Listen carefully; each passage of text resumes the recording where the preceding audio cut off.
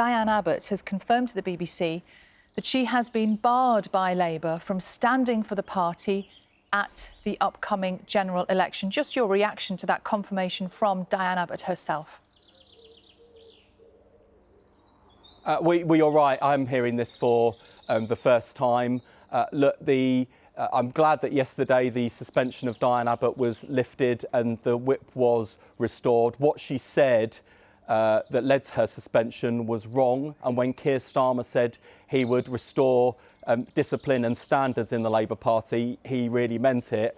I think it's also important to acknowledge that Diane Abbott herself apologised and accepted she's crying out for. What qualities does Natalie Elphicke have that Diane Abbott doesn't? Well, Natalie Elphicke is not standing for Labour at this general election either. What Natalie Elphicke and Dan Poulter represented, I think, is millions of Conservative voters who can see the absolute chaos and incompetence of the Conservatives and are putting their faith in Labour for the next general election. Neither Dan Poulter nor Natalie Elphicke are standing for Labour at this general election. They've not jumped ships to save themselves. They've come over to save the country. You welcomed her with open arms as she crossed the floor. She called Sir Keir Starmer previously Sir Softy.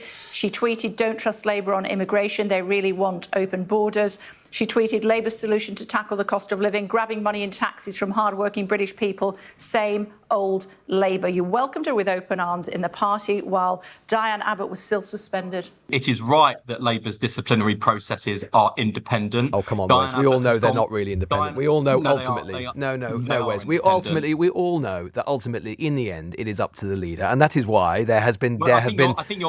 I think with respect, Lewis, you're conflating two things. There's the disciplinary process, which is independent, and there's a question of whether Diane is a candidate at the general election, which is a political choice. And they are separate things. So the disciplinary process she's been through is independent, and she's cleared that, and I'm glad of that. And I'm glad that both the process is complete, that Diane has apologised for what she said, and we can move on in that respect. In terms of her candidacy, I don't know what the situation is. I'm sure we're going to hear about that at some point today. She's being barred by the Labour Party. Is that the right treatment for a veteran Labour, the first black female MP in the party?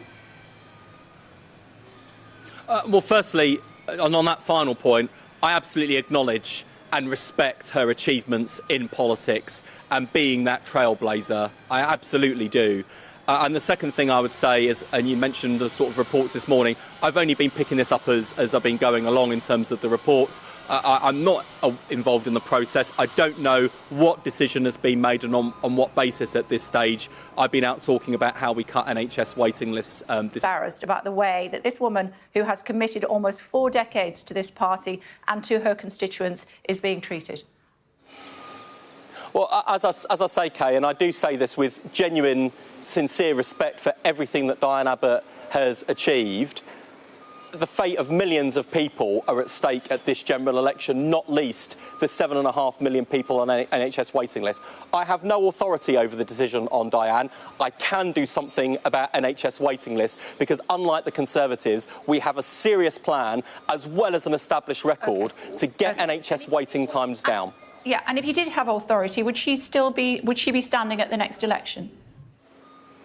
Luckily, that's not a problem that I have to contend with. Well, this is a different Labour Party. Yes, no, should she come back? And I hope your viewers choose change with that Change Labour Party. Sounds like a no to me. The decision is not mine. Its decision is not mine, and I'm not going to disagree with the decision that's been taken by people in the Labour Party who actually have responsibility for it. They will have looked into this. I haven't, so I'm not going to be a commentator. I'm going to leave it to the decision makers. People like me have been asking people like you, and indeed Keir Starmer himself, basically for a year, about the timing of that. I mean, I asked Keir Starmer about it in March. He told me that process was ongoing.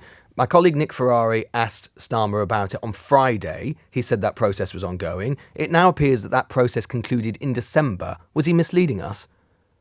I don't know that that's true, and I'm not going to rely on media hearsay. Well, it would be good for the Labour Party to finally clarify it, wouldn't it, Wes? Because you talk about media hearsay. The reason there's media hearsay is because the Labour Party and people like you are refusing to clarify or saying anything about it and coming onto studios or interviews like this saying, I don't know anything about it. It's your party. Maybe you should know something about it.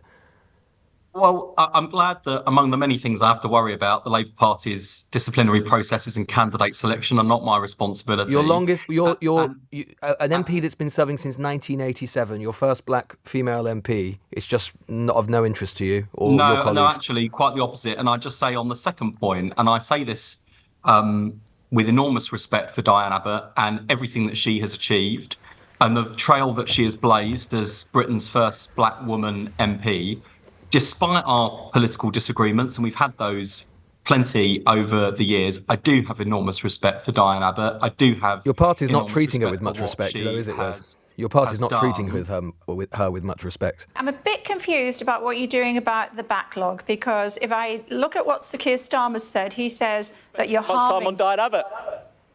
Sorry? I said that's because you spent so much time on Diane Abbott. Let's get into the Labour's plan. Oh, I see. That was a joke. Sorry, I missed that. The rules are applied fairly and consistently across the Labour Party. And frankly, I think people listening, people who are thinking about the next general election will be more worried about the state of our economy, the state of our public services and 7.5 million people on the NHS waiting list than they will worry about any of us as individual politicians, and rightly so.